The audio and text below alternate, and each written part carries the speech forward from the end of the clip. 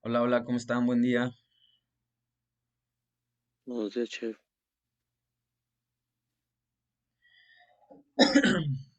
Buenos días, buenos días.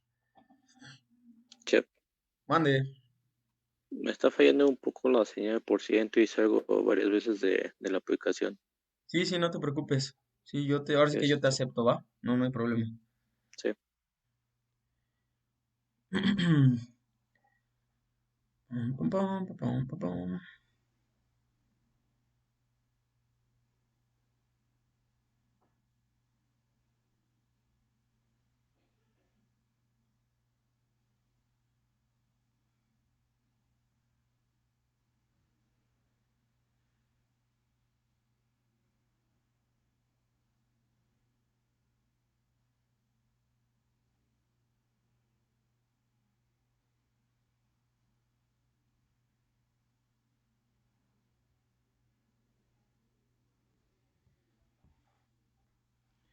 Vamos a darle. Bueno, vamos a empezar a pasar. Lista. Esteban, ¿cómo estás? Bien, profe, gracias. Ya, bien. Qué bueno, me da mucho gusto escucharte. Gracias, chef, igualmente. De nada, de nada. Ya ahora, nada más hay que ponerse al tiro. Pero qué bueno que ya Sí, estés por aquí nuevamente. sí, muchas gracias. De nada.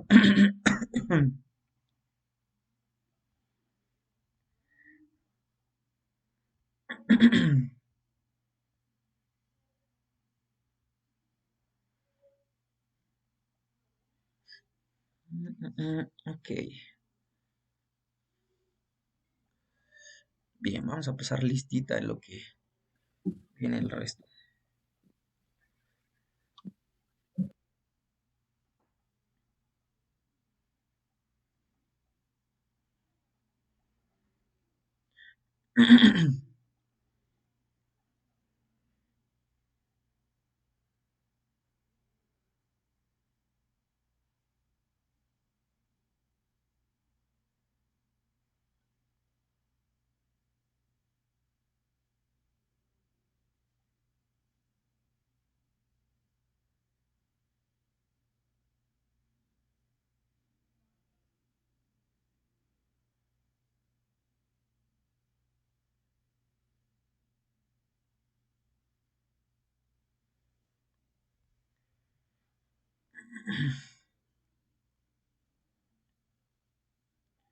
Ok, hoy es miércoles 3. Aquí me falló un poquito. Jueves. Es miércoles.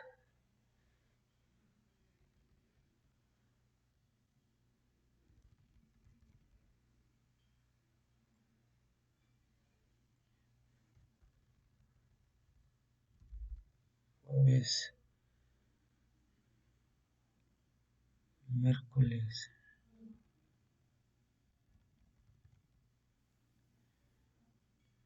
Jueves.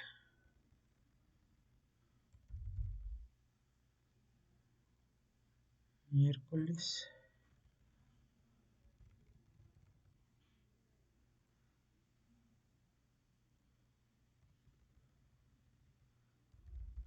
Jueves. Bien, entonces hoy es miércoles. Ya tenemos por ahí al Mike. Tenemos a Wandari, Esteban y Carlos. Tenemos a Wandari, Carlos, Esteban, Mike. Ahora nos falta Aranza que se integre y nos falta el George. Perfecto. Hoy estamos a 3 de febrero. 2 semanas. Ahí está aquí Aranza. Antier. Bueno, nos faltaría el George.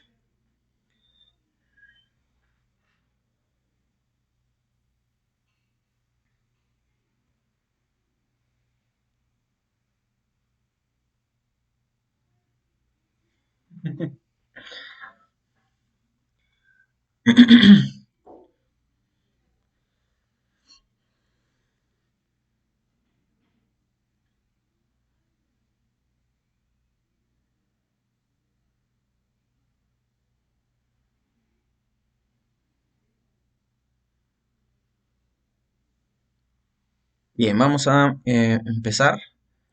Ya pasamos listita. Vamos ahora con esto. Ah, ah, ah. Dame un segundito, por favor, nada más.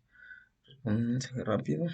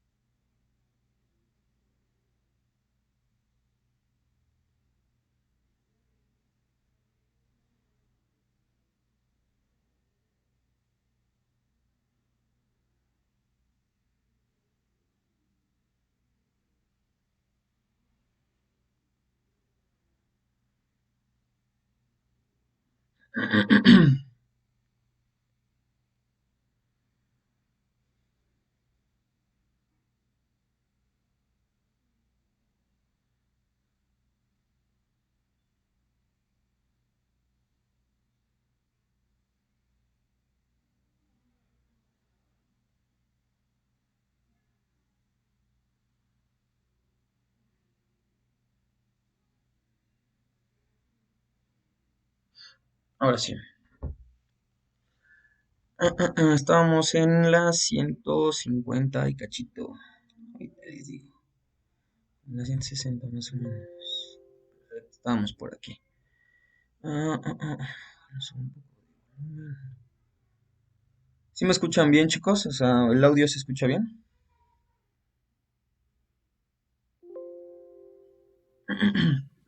Sí, profe. Bueno, yo sí lo escucho bien. Perfecto, perfecto, perfecto. Es que sentí que el volumen estaba muy bajito. Estamos por ahí, absorción y gestión. Ya habíamos pasado esto, riesgos, ajá. Riesgos civiles, también estamos por ahí. Este también ya lo habíamos visto. Riesgos civiles, las gafas, el uso de la mascarilla, el uso de los guantes. No, estábamos aquí en los riesgos civiles. Estábamos en esta parte.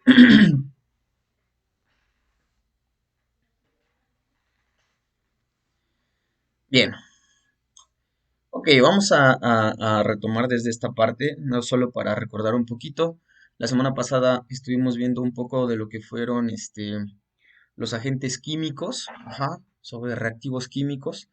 Entonces, bueno, pues hablamos un poquito sobre los agentes inflamables, los agentes tóxicos, los agentes corrosivos, etcétera, etcétera, entre algunos otros, ¿no? Vimos también algunos tipos de lesiones que nos producían este tipo de agentes que en realidad, pues bueno, es importante recalcar y remarcar que, bueno, este tipo de agentes, bueno, son peligrosos, ¿no? Manejo de este tipo de agentes son de mucho cuidado y hay que saber cómo hacerlo. Se dieron algunas recomendaciones, de cómo tratarlo y algún equipo específico que, la mayoría de las personas utilizan para, pues para la prevención principalmente, ¿no? Nos quedamos en un preámbulo de esta parte de lo que son los riesgos civiles. Ajá, me parece que vimos esta parte de lo que era la introducción. Pero bueno, vamos a retomarlo desde esta parte solo para refrescar un poquito, ¿sale? Tenemos entonces que si hablamos de los riesgos civiles, nos dice que nadie está exento de los accidentes. Nos habla sobre las causas de accidentes en un ambiente de construcción, la prevención, uso de diferentes elementos de seguridad, las normas que regulan la seguridad en la obra civil, es por solo mencionar algunos factores o algunos casos. Dentro de estos riesgos civiles tenemos que la construcción es una actividad considerada de las más peligrosas. Por lo general, se debe a fallas en la seguridad y a la incapacidad de mantener un entorno laboral seguro. Ok, aquí vamos a tener dos factores muy importantes. Número uno, las fallas de seguridad. A veces las fallas de seguridad no dependen directamente de la persona, sino dependen también de algunos accidentes o algunas, em, pues sí, ahora sí que mala suerte o descomposición de algunas máquinas, entre algunas otras cosas. O, en este caso también tenemos una segunda, que es la incapacidad de mantener un entorno laboral seguro.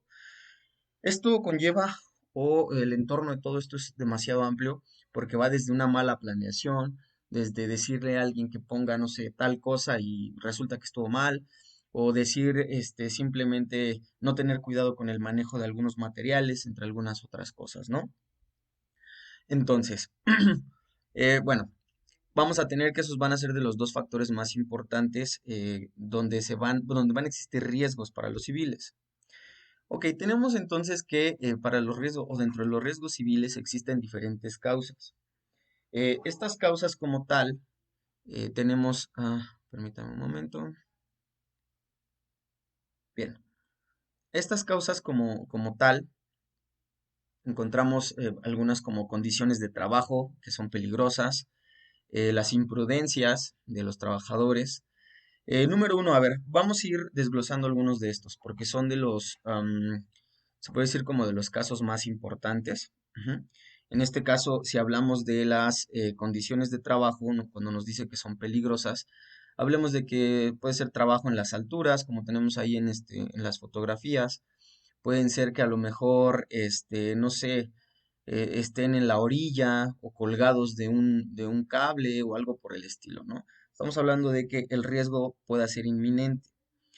Tenemos también las imprudencias. Las imprudencias quiere decir que independientemente de que existan las medidas de seguridad necesarias, hay personas que dicen, no, es que a mí no me da miedo y lo voy a hacer así. O es que hay X no pasa nada, ¿no?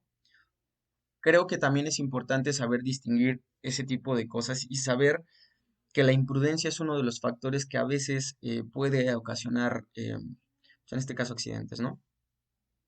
Los despistes simplemente es no darte cuenta de lo que sucedió, ¿no?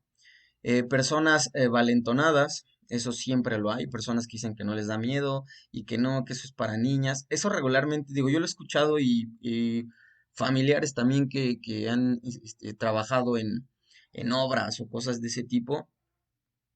Existen trabajadores que en realidad, si les dicen que se pongan, por ejemplo, la línea de vida o que se pongan, no sé, el chaleco, el casco, las botas, algo por el estilo, hay personas que dicen, no, eso es para niñas, o sea, eso no se lo pongan.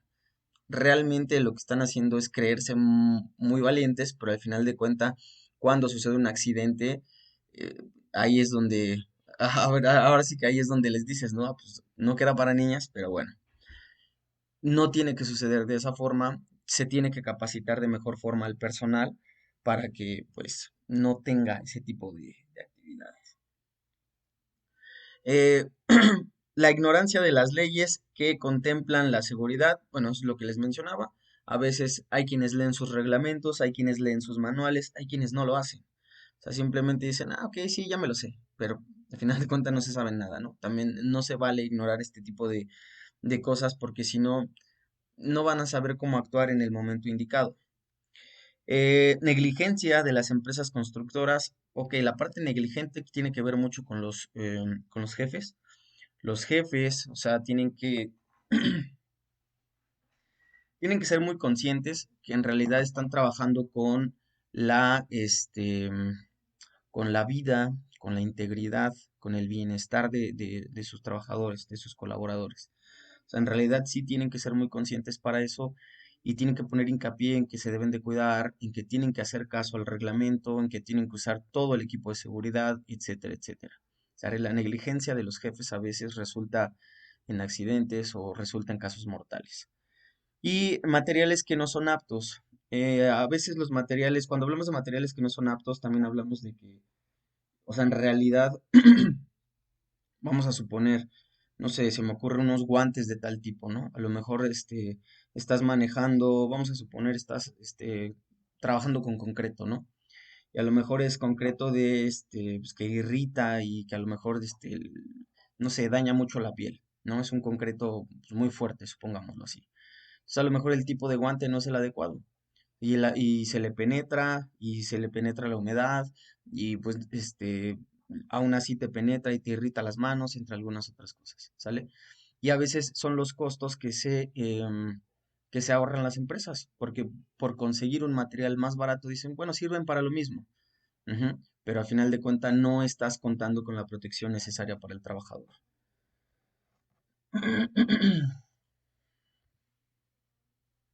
Ok, para la prevención tenemos que debemos utilizar las medidas personales y conectivas debidas y aplicar las normas de seguridad en toda la obra. ¿Sale? Toda toda la gente, debe ser muy consciente, muy, muy, muy consciente ante todo esto.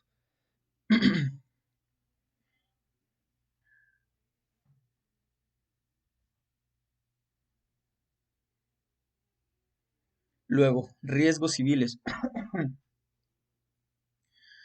Tenemos que el uso del casco nos dice que la protección del cerebro por ser un órgano altamente vulnerable. Existen muchos lugares o existen muchos trabajadores que no les gusta el uso del casco. O sea, simplemente hay lugares donde de verdad prefieren no utilizar el casco. ¿Por qué? Porque se les hace incómodo, porque no se ve bien, porque se despeinan. Bueno, se lo echar chistoso. Yo tenía un amigo que trabajaba en el ámbito de la construcción. Estudió, creo que, ingeniería civil, no recuerdo muy bien. Y el tipo, cuando entraba a trabajar o cositas así, a veces tenía que usar casco.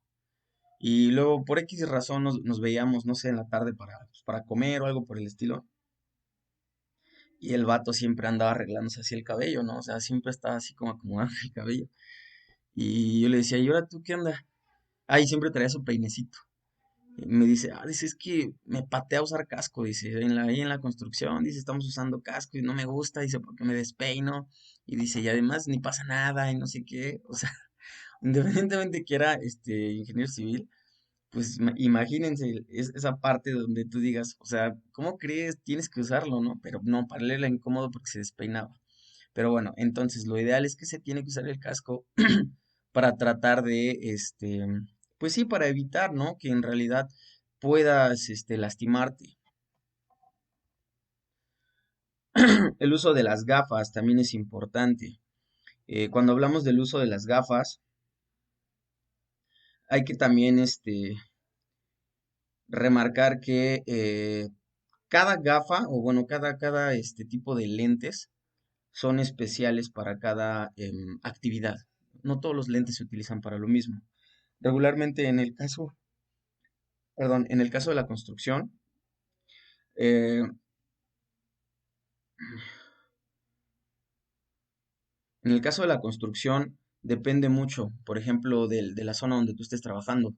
Si es del polvo o si tú estás en la zona, por ejemplo, donde están utilizando materiales como cemento o algo así, que te pueda salpicar en los ojos o que te pueda reflejar de igual manera, este,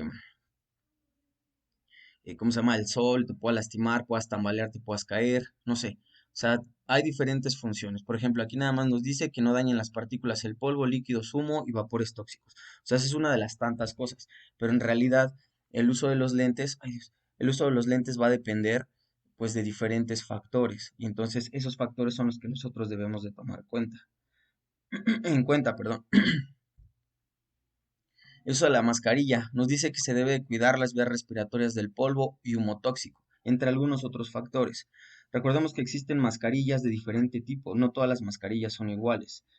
Ajá, entonces también con el uso de la mascarilla se tiene que cuidar obviamente las vías respiratorias y tenemos que entender que no siempre se tiene que usar la misma mascarilla y que se tiene que desechar. En caso de ser una mascarilla grande, el uso de filtros es muy importante. Tenemos que estar cambiando los filtros constantemente.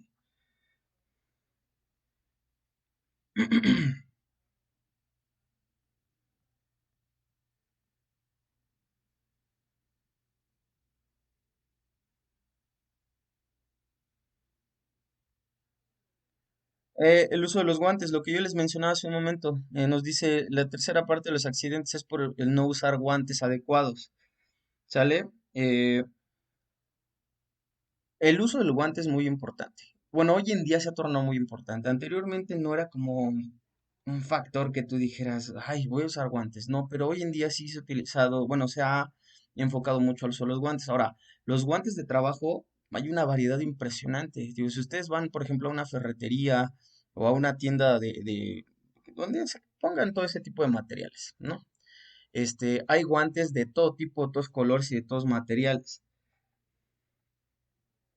Entonces, lo ideal sería que una vez que nosotros conociéramos la actividad específica que nosotros estamos desarrollando, sepamos informarnos qué tipo de guantes son los que necesitamos.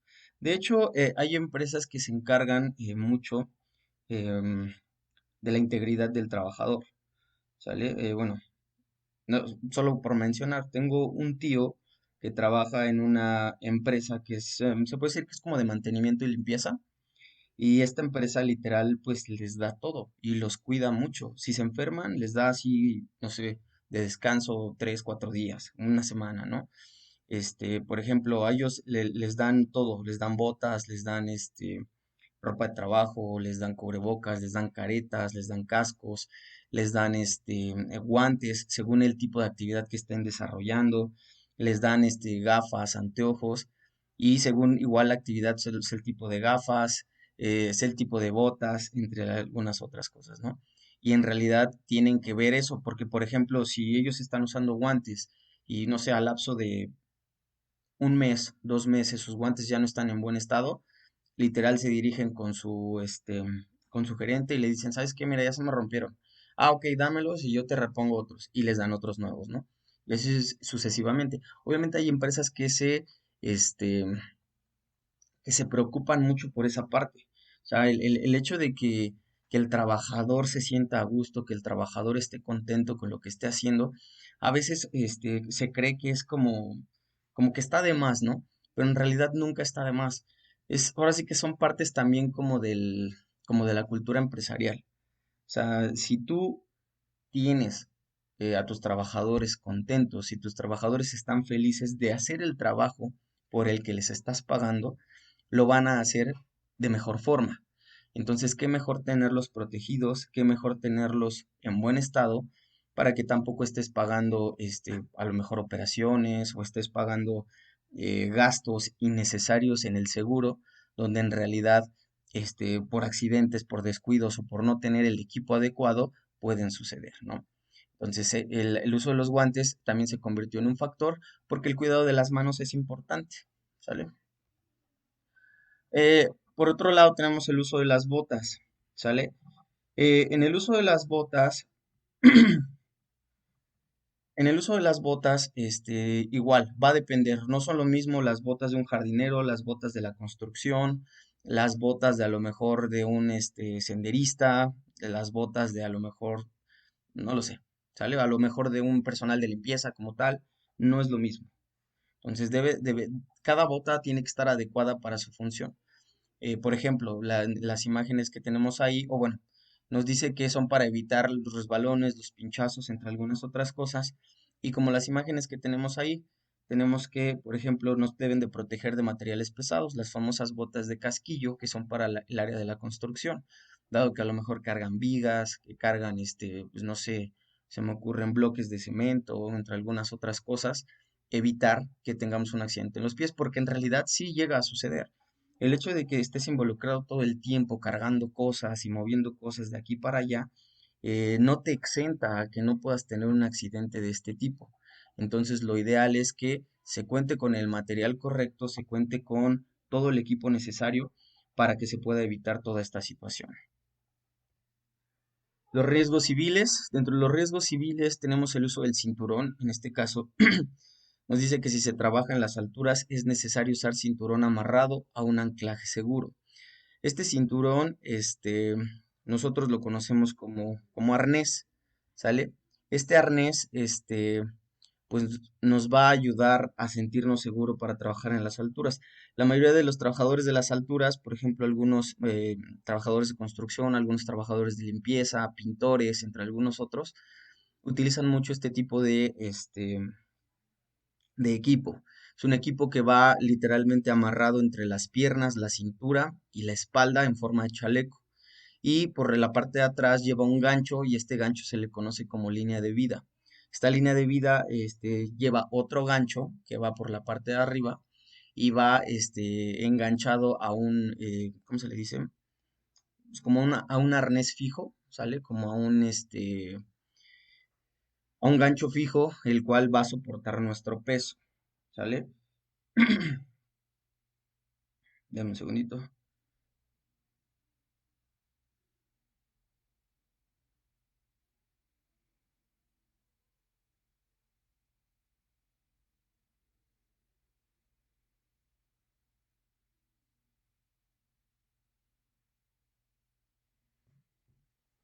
Bien, entonces por otro lado nos dice que usar andamios metálicos adiestrados a la fachada, bien nivelados con las placas de apoyo y rodapiés en su entorno. Ese también es como un factor muy importante. A veces el tratar de mover maquinaria tiende a ser como un poquito complicado si no sabemos cómo hacerlo, si no sabemos cómo atorarlo. Entonces, de verdad es importante tomar en cuenta estos consejos. Usar escaleras con peldaños ensamblados y apoyos antideslizantes también es importante. La mayoría de estos apoyos antideslizantes pues tienen como una tipo de lijita y esta lijita evita que podamos caer o podamos resbalar. ¿Sale? Entonces, son características también del material de trabajo. O sea, en sí este material de trabajo tiende ¿cómo se le dice? A ser diferente y tiende también a variar entre costos por lo mismo de que tiene características distintas que te brindan mayor seguridad, ¿sale? Digamos que la calidad del producto también te ayuda a eso. Por ejemplo, aquí tenemos una imagen que tiene un tipito que está como cayendo y tiene un arnés y una línea roja, como un listón. Ese como listón es una línea de vida, es lo que les mencionaba. Se dice que, o bueno, se supone que si tú llegas a resbalar, si llegas a caer hacia algún lado, si llegas a caer a algún lado, lo ideal es que pues tengas que algo con que sujetarte. Esta línea de vida lo que va a hacer es que literal, ¡pum!, te va a detener y va a evitar que tú caigas al abismo, al vacío, ¿no? Entonces, estas líneas de vida regularmente tienen un soporte de peso hasta de 500 kilos, me parece. Hay unas sencillas que son como de 300 kilos y hay unas que tienen todavía un poquito más de aguante, que andan entre los 500 y sí, como los 500 y 700 kilos. O sea que sin problema puede aguantar una persona de 100 kilos. Aquí el punto es qué tan fuerte es la caída. ¿Sale? Hay personas que, por ejemplo, resbalan y bueno, se quedan ahí luego, luego. Pero hay personas que a lo mejor por el tipo de caída es como algo más fuerte y tienen como un jalón y un rebote. Entonces, por eso la línea de vida tiene que aguantar todavía más. No sé si han tenido la oportunidad de agarrar alguno de estos productos, ya sea el arnés o la línea de vida, pero los mosquetones, que son como los ganchitos estos, ajá, los mosquetones que tienen son unos mosquetones muy gruesos y muy grandes a comparación, por ejemplo, de los mosquetones de un llavero o algo por el estilo, que son como más sencillos, que dices, bueno, es de metal, no se rompe, pero en el caso de la línea de vida, o te tiene que aguantar o te tiene que aguantar, porque si no, imagínate, ¿para qué pones una línea de vida si no va a resistir el trancazote que te vas a meter, ¿no? Entonces es importante. Digo, yo se los comento porque en algún tiempo o hace algún tiempo, yo apoyé a un familiar, a poner unas antenas en una, ahora sí que en una antena de no sé cuántos metros son, creo que mide como 50 metros, algo así mide la antena. Pero sí me tenía que subir un buen, porque estaba en un tercer piso y todavía subirme la antena y se sintió horrible. Entonces, ahí yo aprendí a utilizar el arnés con la línea de vida. Entonces, por eso es lo que les digo que también tiene como su chiste saber utilizarlo y pues sí, te da mucha seguridad cuando estás en las alturas, la verdad. Por otro lado, tenemos que si se trabaja con ruido y vibraciones, se deben usar protectores para los oídos y cinturón antivibratorio, ¿sale? En este caso es muy importante lo de protectores de los oídos, principalmente cuando te encuentras en una industria. Cualquier tipo de industria, de verdad, cualquier tipo de industria es muy importante, ¿sale? Entonces, cabe señalar que el uso de estos protectores va a evitar que podamos sufrir algún tipo de sordera principalmente. Recordemos que el ruido también es una parte de la contaminación y que los excesos de decibeles que podemos encontrar en algunas maquinarias pueden afectar directamente nuestro oído. También tenemos la parte del cinturón antivibratorio. Esta parte del cinturón antivibratorio, realmente, seré honesto, no conozco específicamente su función. Este, Digo, quiero suponer, ya como veo ahí, quiero suponer que evita una vibración total en el cuerpo o te ayuda a disminuir la vibración total en el cuerpo debido a un rotomartillo. Entonces, pues, yo quiero suponer que a lo mejor es para no alterar los nervios del cuerpo o algo por el estilo. Nos dice también que si se trabaja con soldadura, el usar gafas, guantes, mandil, polainas, para evitar radiaciones o quemaduras. Esto es muy importante. O sea, hay muchas personas o muchos trabajadores del ámbito de, ¿cómo se llama? De los metales, en este caso soldadura, que, que a algunos les vale, ¿eh? O sea, literal, nada más en playerita, tenis, y se agarran, es más, hay veces que ni siquiera utilizan protector, sino así nada más con su vista y ¡pum! Empiezan a soldar, ¿no? O sea, está horrible. Ahora sí que esa vida y esa función les va a durar muy poquito porque, número uno, la luz radiante que emite la soldadura al momento que está teniendo su función altera de manera directa la vista. O sea, su vista va a salir alterada, pero de manera rapidísima. O sea, rapidísimo va a salir alterada su vista y les va a dañar por completo. Entonces es importante que siempre se utilice careta o gafas. A veces ya ni siquiera utilizan careta. Hay gafas especiales para eso o hay quienes utilizan solo como un plastiquito, ¿sale? Bueno, una miquita y con esa empiezan ahí como a ver lo que están haciendo. Pero en realidad lo correcto es utilizar una careta completa que tenga esa visión para poder soldar, ¿no? Por otro lado, el uso de los guantes, muy necesario, muy, muy necesario. Imaginen si les cae soldadura en la mano, pues literalmente les quema por completo. Usar mandil sería la manera correcta, porque también al momento que vuela la soldadura puede caer en la ropa, la quema, puede penetrarnos al cuerpo y regularmente el uso de los mandiles de soldador tienen que ser de cuero grueso o de algún tipo de, ¿cómo se le llama? Como algún tipo de manta o lona gruesa, ajá, que también no se penetra fácilmente. O sea, son mandiles relativamente pesados. Pero por lo mismo de esa incomodidad, hay muchos trabajadores de soldadura, herreros, que no utilizan este tipo pues, de equipo. Dentro de estos riesgos civiles, tenemos entonces que dentro de las obras es importante tener rutas de circulación y señalizados y acotar las zonas de maniobra, ¿sale? Entonces tenemos ahí, por ejemplo, empezamos de izquierda a derecha, tenemos la zona de peligro, zona de obras, regularmente o dice eso o dice hombres trabajando, ¿no? Tenemos la otra que dice uso obligatorio de cinturón antivibratorio. Tenemos las señalizaciones, por ejemplo, tenemos una foto ahí donde tenemos que todo está cercado. Claramente, cuando se está trabajando de esta forma, tiene que estar todo cercado, todo cercado, para que pues no haya problema. Tenemos también riesgo de electricidad o cerca eléctrica. Y en la parte de abajo tenemos diferentes tipos de señalizaciones que nos van a ayudar a darnos cuenta que en realidad se está trabajando en esa zona. O sea, que no, número uno, no puedes accesar, no puedes circular, no hay paso a final de cuentas, ¿sale? Porque están utilizando el espacio. Dentro de los riesgos civiles igual tenemos que el usar maquinaria implica usar elementos de protección, manejar las conexiones a la corriente eléctrica.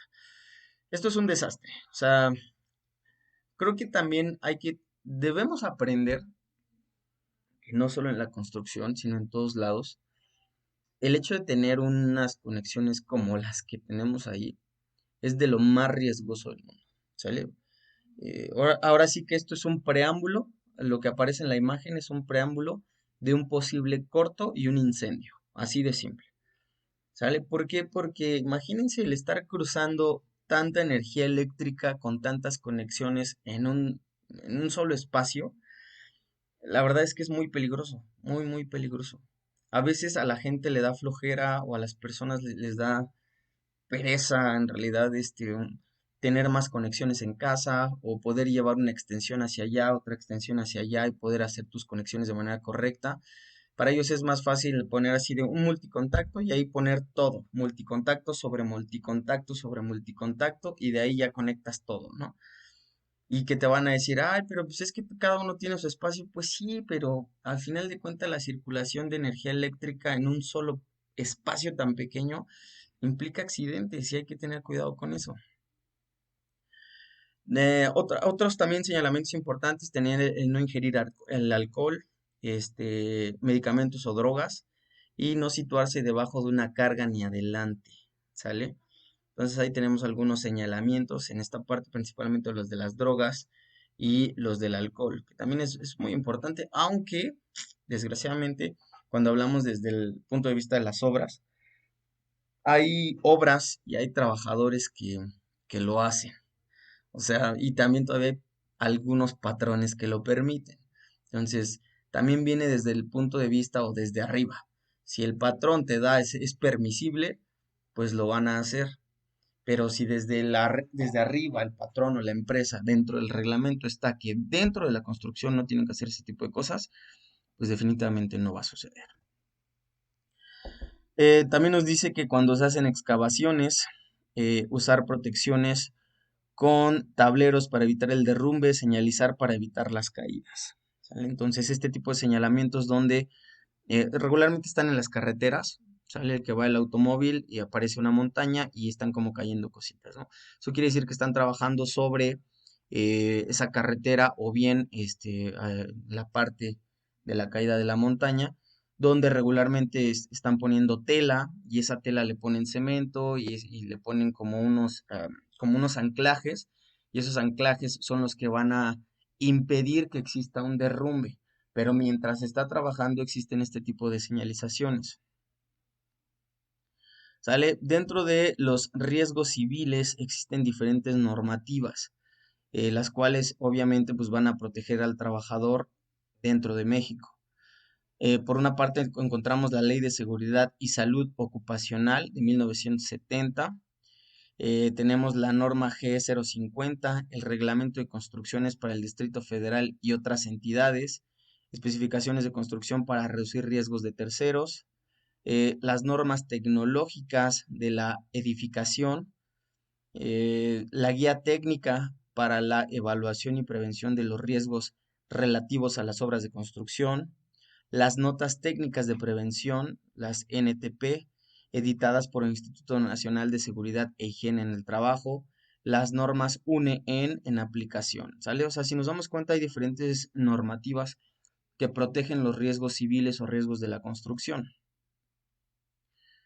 Y tenemos que entonces, cuando ocurren accidentes, lesiones o muerte, es necesario solicitar indemnizaciones. Es lo que hablábamos a algunos temas anteriores, algunos clases anteriores, cuando hablamos de la parte de la indemnización, aunque vamos a entrar un poquito más a detalle, ¿no? Pero bueno, dentro de esta parte de la indemnización vamos a encontrar las lesiones de largo y las lesiones de corto plazo, al igual que la pérdida permanente, total o parcial de cualquier parte del cuerpo. ¿Vale? Entonces hay que tomar en cuenta que esto es muy importante, la parte de la indemnización, porque tiene características para cada uno de estas situaciones, ¿no? Y bueno, chicos, estamos ahorita en el último minuto, ¿sale? Ahorita, bueno, nos vamos, regresamos a la segunda sesión. Son las 11:02. Los veo de regreso a las 11:12. ¿Sale? Por favor. No, pues, Órale, pues gracias. Ahorita nos veo de regreso.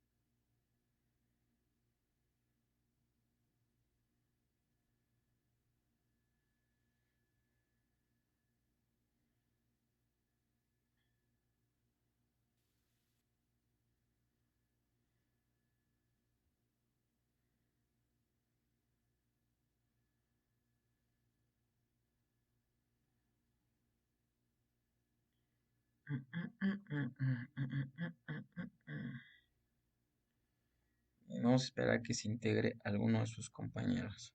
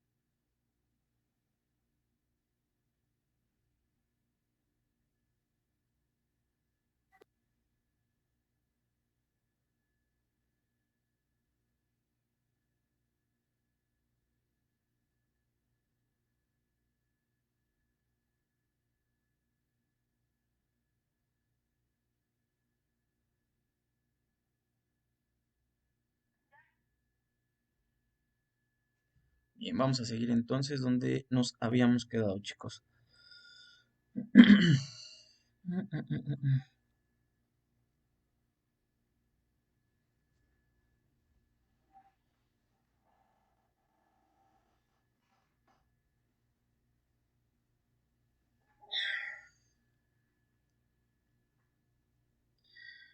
Bien, nos habíamos quedado entonces en esta parte de las indemnizaciones. Estábamos diciendo que son, bueno, importantes, ¿no? Que obviamente la parte de la indemnización va a depender si son, por ejemplo, lesiones de largo plazo, lesiones de corto plazo, la pérdida total de alguna extremidad o de alguna parte del cuerpo, o la pérdida, bueno, parcial, ¿no? Por lo mismo. Entonces, todos estos tipos de indemnizaciones van a tener mm, como un factor específico, definido también por el tiempo de trabajo, por el tipo de salario, por la forma en que fue la pérdida, etcétera, etcétera, etcétera. O sea, va a depender de muchas cosas la forma en cómo se describe todo esto. Bien, vamos ahora con esta parte que nos habla sobre los riesgos ergonómicos, ¿sale? Para esta parte de los riesgos ergonómicos, hablamos o nos va a dar la introducción. Nos dice que en ocasiones el trabajador se ve condicionado a realizar su actividad en centros de trabajo fuera de su entorno habitual, allá donde sea requerido para el desempeño de sus funciones, debiendo por ello adaptarse a las circunstancias que presente esta nueva ubicación. Con poca luz, entregan gran cantidad de equipos y materiales, en posturas forzadas e incómodas, bajo cargas suspendidas, en presencia de sustancias y productos químicos, entre algunas otras cosas, y donde su propia actividad y la de otros puedan poner en peligro la seguridad de todos. Por todo ello, es necesario poder identificar qué peligros qué peligros acechan nuestra seguridad. O sea, entonces, en pocas palabras, vamos a hablar de todos aquellos trabajos que vamos a realizar en el lugar que sea requerido, ¿sale? Punto. O sea, tengamos que llevar maquinaria, tengamos que llevar material, equipo, todo ello, y que en su defecto podamos o se pueda o se tenga que poner en riesgo la, este,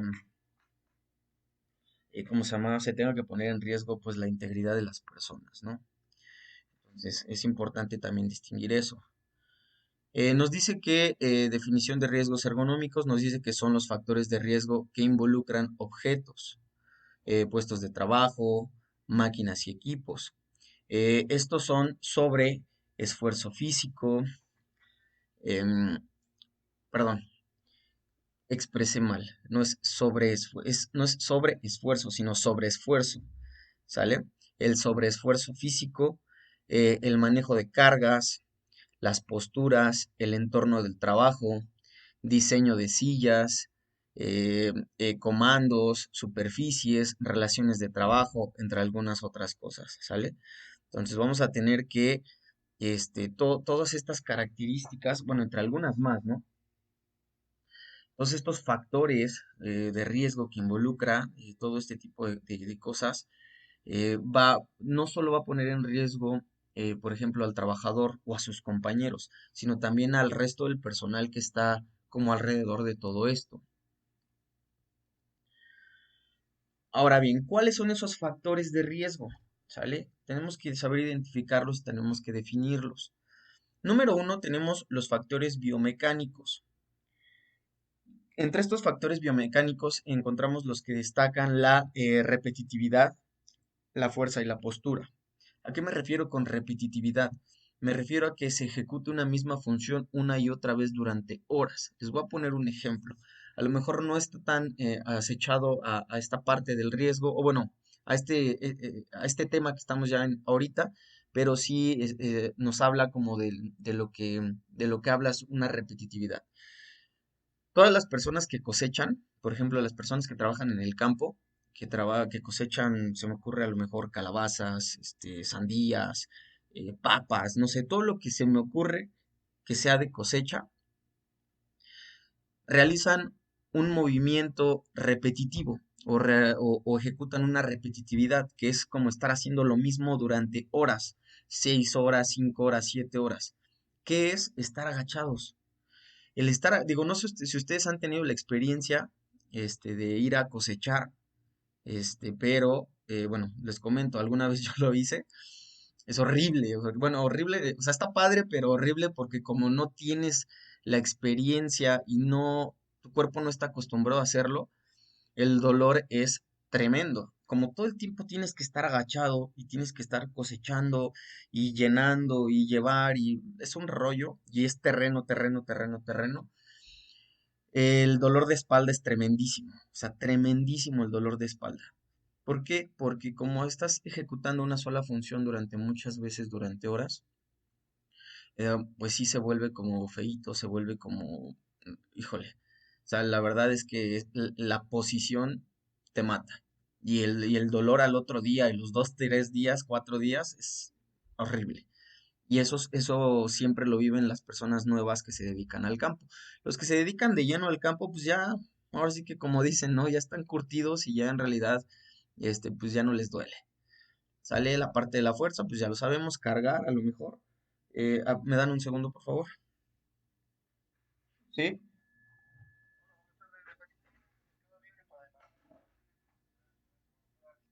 Sí, la verdad. Más o menos como la mitad de la calle, es una casa de ladrillo, por blancos, y enfrente está una construcción.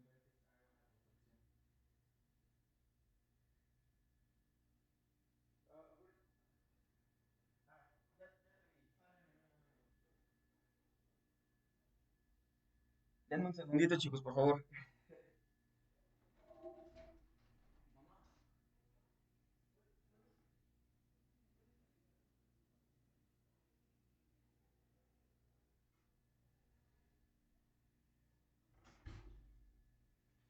Ah, perdón, chicos. Es que llegó paquetería y pues tenía que contestar. Ahora sí, entonces, hablemos de fuerza, pues bueno, por ejemplo, podemos referirnos a cargadores, por ejemplo, los que trabajan, no sé, cargando camiones, los que trabajan descargando igual camiones, no sé, todo lo que tiene que ver con posturas, repetición de movimientos y fuerza, son factores biomecánicos, ¿sale? Y son también factores de riesgo. Entonces nos dice que el mantenimiento de posturas forzadas de uno o varios miembros, por ejemplo, derivados del uso de herramientas con diseño defectuoso, que obligan a desviaciones excesivas o movimientos rotativos, ¿sale? También tenemos el uso de maquinarias o herramientas que transmiten vibraciones al cuerpo. Todas las maquinarias o, bueno, herramientas que nos transmiten vibraciones al cuerpo a largo plazo, o sea, no es que porque lo utilicemos una vez ya nos va a hacer daño, no, a largo plazo puede ocasionar como mm, ciertos malestares, ¿no? La realidad son ciertos malestares, entonces es importante también que el uso de este tipo de maquinarias, pues, sea como a veces sí, a veces no y de vez en cuando, ¿no? Porque si lo haces monótono, si lo haces diario, pues tiende a ser como un poco molesto.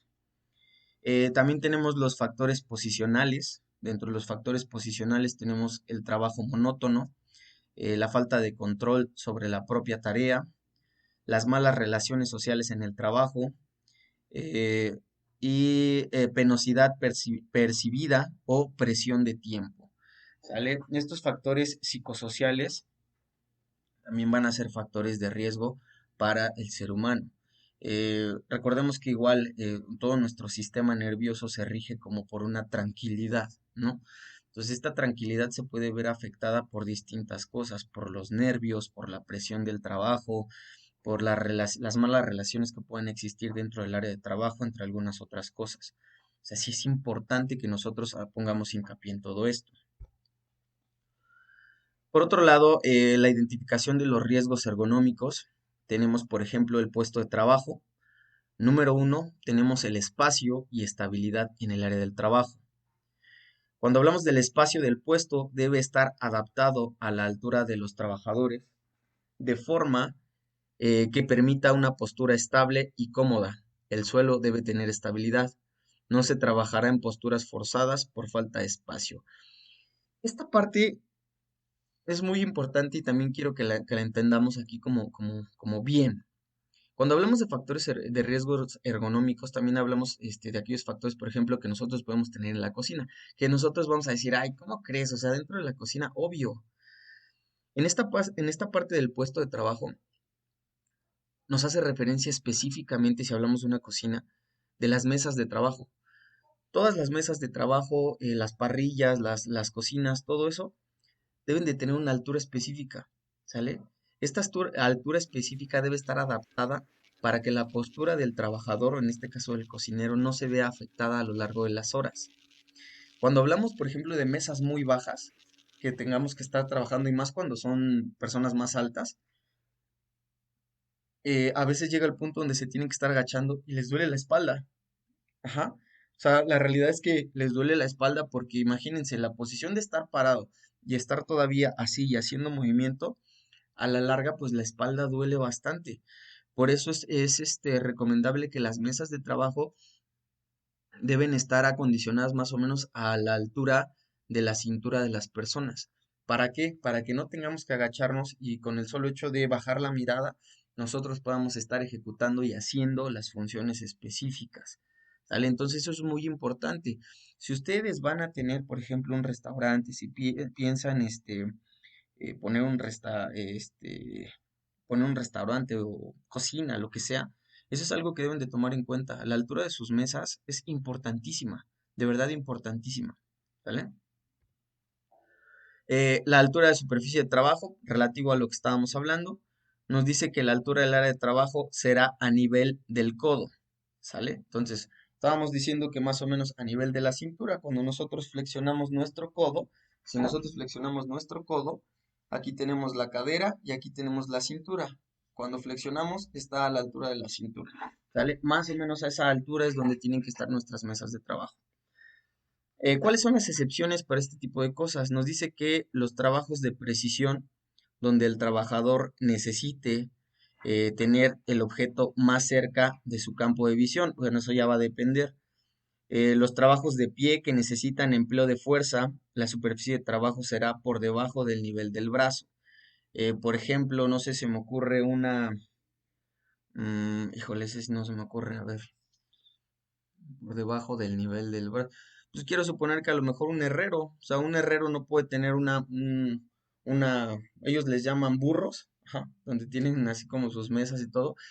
No lo pueden tener por encima de la cintura, sino tiene que ser por debajo de la cadera. ¿Por qué? Porque como ejecutan fuerza hacia abajo para algunas funciones, o por ejemplo para esmerilar y cositas así, el apoyo es distinto, entonces tienen que hacerlo de esa forma y tiene que ser por debajo de. Por otro lado tenemos la parte del alcance. Nos dice que se asegura que el trabajador de menor estatura alcance los elementos sin adoptar una posición forzada. Una buena disposición de los elementos permitirá realizar los movimientos sin esfuerzo, evitando a la larga dolores de espalda y patologías musculares. ¿Sale? Entonces, tenemos que el alcance tiene que ser importante. Hablemos de alcance en varios aspectos. Es decir, si se dan cuenta, las mesas de trabajo no son muy anchas. Por ejemplo, en caso de cocina. Las mesas de trabajo no son muy anchas. O sea, tienen que ser relativamente anchas. Yo creo que más o menos son como de unos 70 centímetros aproximadamente, 60 centímetros. A ver, son 30. Son como de 70 centímetros aproximadamente. Entre 70 y 80 del ancho. ¿Por qué no son más anchas? Porque a veces cuesta mucho trabajo. O sea, como bien nos dice aquí, para las personas a lo mejor que tienen menor estatura, ¿sale?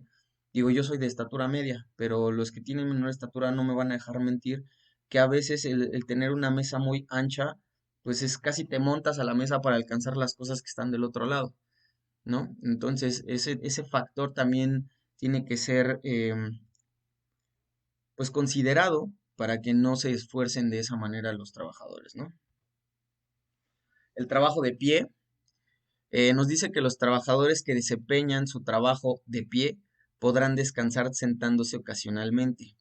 Si se trabaja de pie, se podrá variar la postura, se dará reposo a los músculos alternando posiciones y habrá lugares acondicionados de modo de reposapiés. Esto, híjole, dentro de la cocina, a ver, no me van a dejar mentir ustedes, digo, no sé si se han encontrado con eso. Dentro de la cocina, donde tenemos las mesas de trabajo, o mejor dicho, las mesas de trabajo, la mayoría de ellas tienen como, tienen como un apoyo, un tubo en la parte de abajo, ¿sale? Tienen un tubo, un apoyo en la parte de abajo.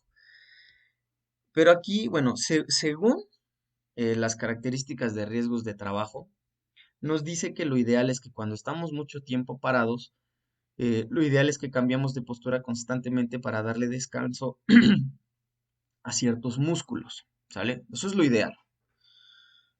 Pero, por ejemplo, yo en lo particular, según la experiencia, les puedo decir que he tenido chefs que cuando te ven en la mesa de trabajo con el pie arriba del descanso y el otro abajo, te regañan. Ujú. O sea, te dicen así como de baja ese pie de ahí. Ese pie, digo, ese lugar no es para que recargues el pie. O sea, tienes que estar bien parado y eso no, porque si no vas a hacer fea la mesa de trabajo.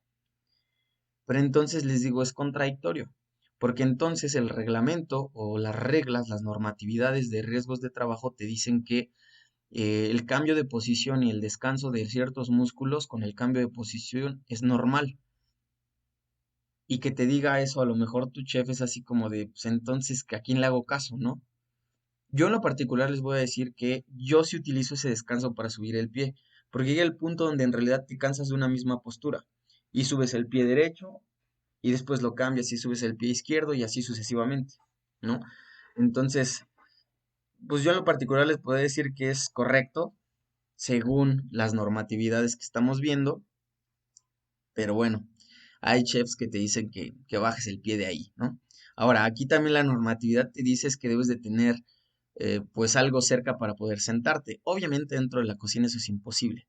No puedes tener una silla cerca porque si no, interrumpes el paso, no dejas pasar a las personas y pues hay que tener cuidado con eso, ¿no?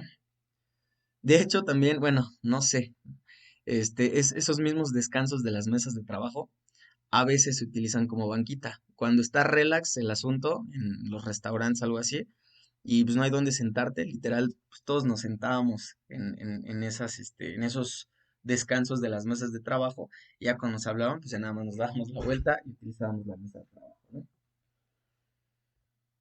Eh, por otro lado, tenemos puestos con pantallas de visualización de datos. Nos dice que el puesto permitirá que el codo forme un ángulo de 90 grados. La distancia entre el puesto y la pantalla será de entre 45 y 60 centímetros.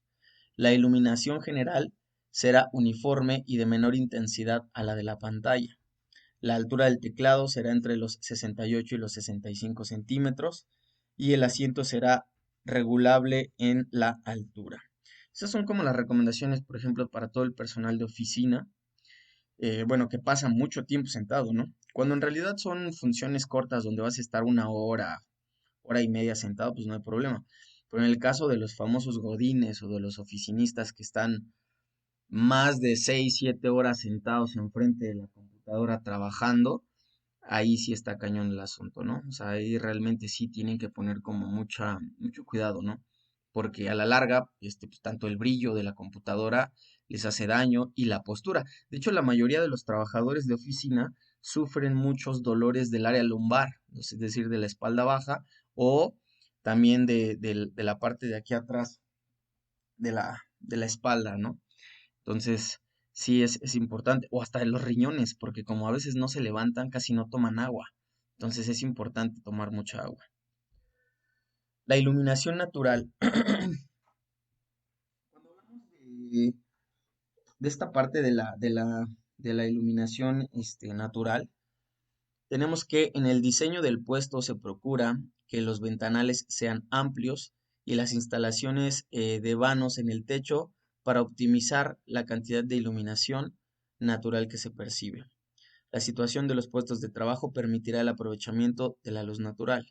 ¿Sale? Esta parte de la luz natural es muy importante. Digo, la mayoría de los lugares lo ideal es que se cuente con luz natural. Independientemente de que seamos una cocina, que exista una cocina, creo que la parte de la iluminación natural, la percepción, los colores, por ejemplo, hasta la cocción de las cosas, se percibe mejor con la luz natural que con la luz artificial. Entonces, sí es necesario que, digo, de preferencia, la verdad es que de preferencia, si vas a tener una cocina que tenga una entrada de luz natural. Si no se puede por ciertas circunstancias, en este caso que sea a lo mejor no sé, se me ocurre un sótano, quizá, pues entonces sí hay que dejar de lado eso, ¿no? O sea, la verdad es que sí es importante poner hincapié en todas esas características.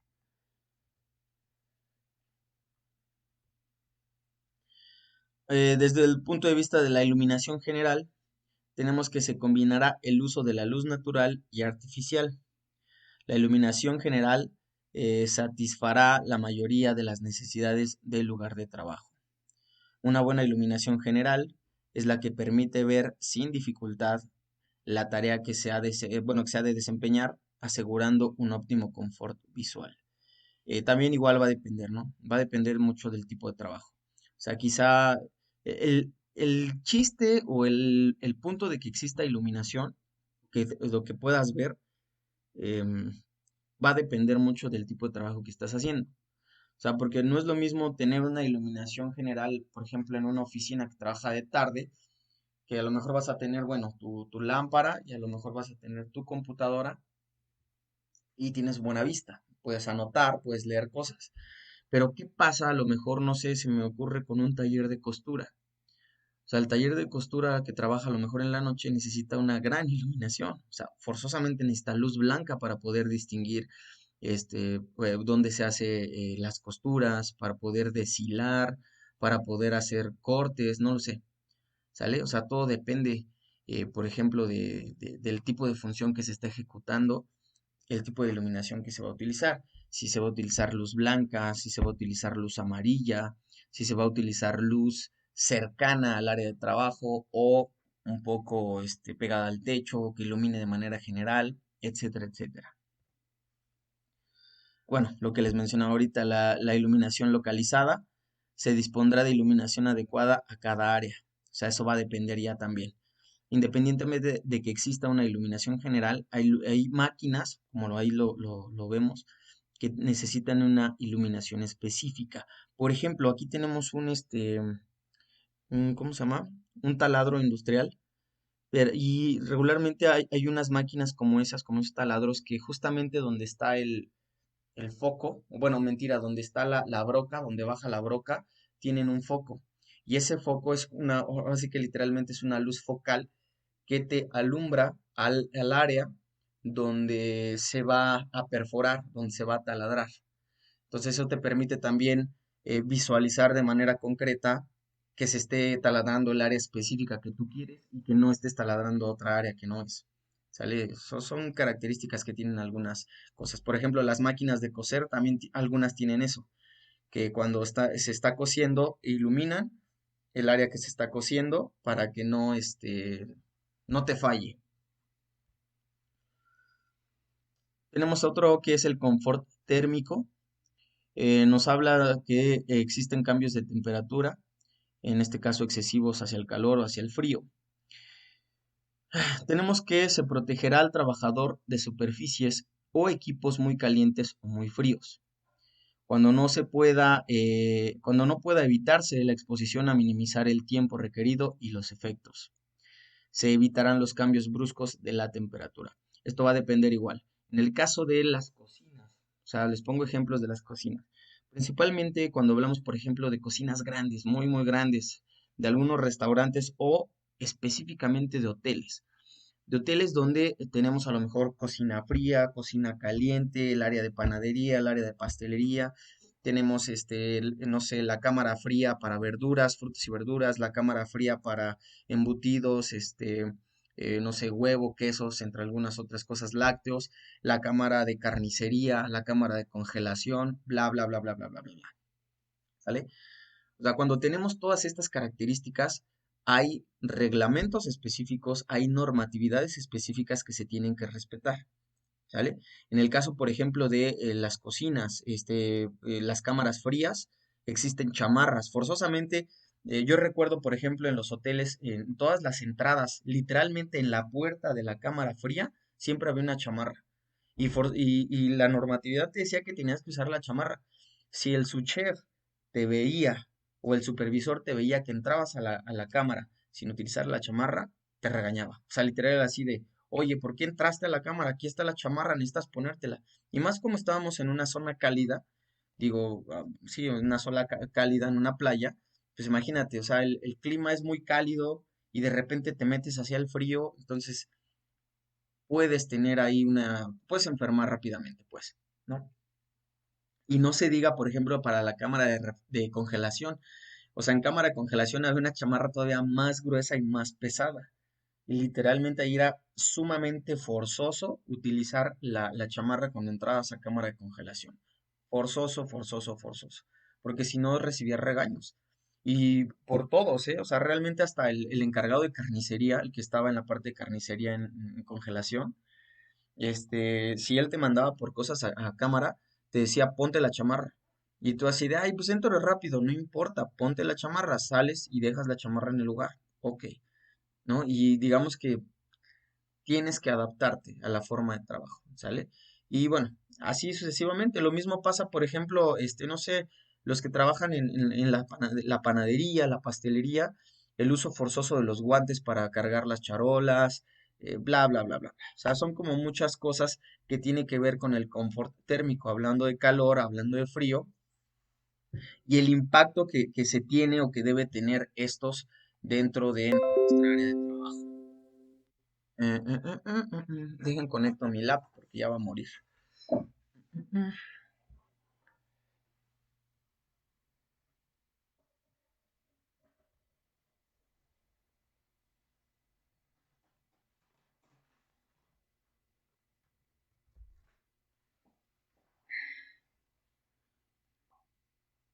Listo. Bien, por otro lado tenemos algo que se llama confort acústico, lo que llamamos ruido. Nos dice que lo deseable es que no haya exposiciones superiores a los 80 decibeles durante 8 horas al día.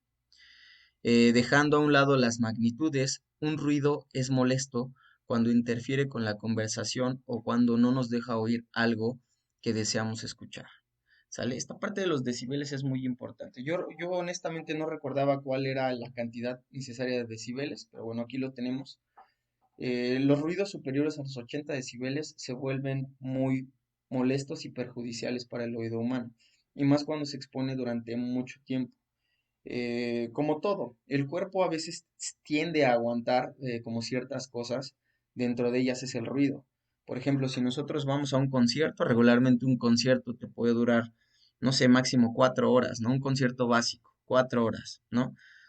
4 horas, pues no es tan malo, a final de cuentas, ok, te expusiste a un ruido quizás superior a los 80 decibeles, pero fueron 4 horas, no pasa nada. Pero ¿qué pasa cuando sobrepasas estas 8 horas? Vienen problemas de zumbidos, vienen problemas de sordera, vienen problemas de dolor de cabeza. ¿Por qué? Porque afectamos en gran manera el oído. Entonces, el estar expuesto tanto tiempo a un ruido intenso, la verdad es que sí es perjudicial para el oído humano, ¿no? Entonces, también por otro lado, nos habla aquí de que las magnitudes tienden a ser molestas o el ruido tiende a ser molesto cuando se interfiere con la conversación. O sea, realmente cuando tú vas, no sé, anteriormente, ahorita ya no, cuando ibas, por ejemplo, a un antro, cuando ibas, a una fiesta, algo por el estilo, que estaba el ruidero, pues era imposible a lo mejor poder platicar con alguien, casi casi te le tienes que pegar al oído para que te puedan escuchar, ¿no? Y lo mismo pasa también en algunos lugares, de trabajo, hablemos principalmente en el ramo de la industria, dado que, pues bueno, estos lugares de trabajo, este, por el ruido de las máquinas a veces te impide escuchar o a veces no te das cuenta y pues es un ruido intenso, intenso, intenso. Ahora imagínense estar así por más de 8 horas o durante 8 horas diarias, se está cañón. Pues por eso que la mayoría de este tipo de lugares de trabajo tienden a utilizar protectores de oído. Bien, vamos con esta parte de lo que son las cargas. Nos dice que la minimización del esfuerzo en la manipulación de cargas se minimizará el esfuerzo en los trabajos que conlleven manipulación manual de cargas. Para evitar la fatiga, se optimizarán los métodos y medios de trabajo. Se acortará al máximo posible las distancias de desplazamiento de las cargas. ¿Sale? Entonces, ¿qué quiere decir esto? O sea, a final de cuentas nos está hablando de una adaptación del área de trabajo. O sea, no es lo mismo, mira, ahí tenemos un ejemplo. Tenemos a lo mejor del lado izquierdo eh, dos mesas separadas, una mesita pequeña y a lo mejor una báscula de patas y del otro lado tenemos bueno, y tenemos una canasta, ¿no? Mientras que del otro lado tenemos como una línea, pues, sale una línea de trabajo. En esta línea de trabajo tenemos una mesa de trabajo larga con una adaptación en una báscula a la altura de la mesa de trabajo. ¿Qué nos va a permitir esto? Número uno, va a optimizar el procedimiento de lo que nosotros hagamos. ¿Sale? Vamos a suponer que a lo mejor nosotros vendemos sandías. ¿Sale? Si lo hacemos desde el punto de vista del lado izquierdo, tenemos que cargar las sandías, tenemos que ponerlas en la báscula. Después tenemos que pasarlas a la otra mesa, a lo mejor para su desinfección, y después a la otra mesa, a lo mejor para que se corten, ¿no? Un ejemplo. Entonces, ¿qué pasaría si nosotros trabajamos del lado derecho? La optimización es mejor. ¿Por qué? Porque te van pasando, literal, casi casi rodando las sandías, las pesas, la mueves hacia adelante y de ahí van avanzando hasta el área donde se van a utilizar. ¿Sale? Eso es por un ejemplo como muy, muy burdo, ¿no? Muy básico de cómo puede funcionar o cómo podemos evitarnos el hecho de minimizar las cargas de trabajo y optimizar nuestro trabajo. Luego tenemos el uso de carretillas y carros para mover las cargas. Hablemos de carretillas, diablitos, montacargas, no sé, ¿cómo se le dice? Carretos de atención o etcétera. Nos dice, se elegirá la carretillas o carros apropiadas para el tipo de carga que se maneje cuando el traslado de carga sea frecuente. ¿Sale? Esto es muy importante. Esto es como básico para toda área de trabajo, toda área de trabajo.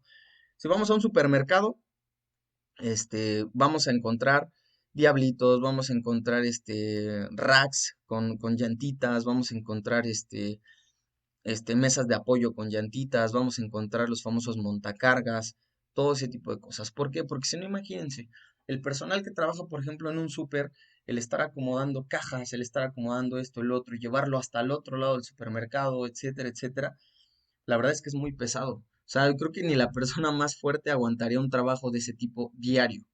Entonces, lo ideal es que tengan que adecuarse y la adecuación perfecta es contar con los utensilios o con el equipo necesario que nos permita hacer este tipo de cargas, porque a final de cuentas eso es apoyar una carga y poder desplazar la carga bueno, con el esfuerzo mínimo. ¿Sale? Entonces vamos a tener que son muy importantes el uso de todos este tipo de carritos para el traslado de cargas. Bien, tenemos también el uso de sistemas mecánicos o hidráulicos de elevación de cargas pesadas. Nos dice que siempre que se transporten materiales y cargas pesadas, se mecanizará el transporte por medio de sistemas tipo plataformas elevadoras, etcétera. No se deben levantar de no se deben levantar de forma individual sin ayuda de una maquinaria un peso superior a los 40 kilos. Eso es como recomendación básica, ¿sale? Obviamente, todo este tipo de maquinarias regularmente las encontramos en trabajos donde encontramos pues equipo muy pesado y lo tenemos que trasladar. A lo mejor no de un lugar muy largo a otro, sino el hecho nada más de moverlo de un espacio a otro implica someterlo a una fuerza. Entonces, si no tenemos la capacidad o si también nuestro físico no nos permite hacerlo, lo ideal es contar con el equipo necesario. Aquí tenemos un ejemplo muy claro. Tenemos, por ejemplo, es como un diablito para la carga de motores, ¿sale? Regularmente, es que, bueno, no sé bien cómo se llama la máquina o el aparato, pero realmente lo que hace es enganchar el motor, se abre el capote, se engancha el motor, se sube el motor, se carga, lo cambia de lado y con ese ya lo puedes trasladar hacia algunos otros lugares, ¿sale? Ahora, este tipo de cositas no son exclusivas para el área de automotriz. Obviamente hay lugares donde se puede hacer todo este tipo de cosas. Voy a poner un ejemplo ya a nivel muchísimo más grande. Por ejemplo, en los puertos marítimos donde llegan todos los contenedores y las cargas, pues los famosos brazos, ¿no? Los brazos que tienen los enganches para mover los contenedores, llevarlos de un lugar a otro, simplemente levantarlos para poder sacar otro. O sea, así de simple es el uso de los sistemas mecánicos o hidráulicos para la elevación de cargas. ¿Sale? Vamos a hablar desde cargas relativamente pequeñas de un motor hasta las cargas, por ejemplo, que tienen que ver con un contenedor industrial o un contenedor que traen los barcos. Bueno, chicos, nos vamos a quedar hasta esta parte, en esta parte de los sistemas mecánicos o hidráulicos y pues bueno, mañana continuamos, ¿sale? Los dejo y pues nos vemos mañana. Si tienen alguna duda de la receta, échenme un mensajito, por favor, ¿sale? De todos modos, nos vemos mañana. Cuídense mucho y que estén muy bien. Gracias, chef. Gracias, chef. Igualmente.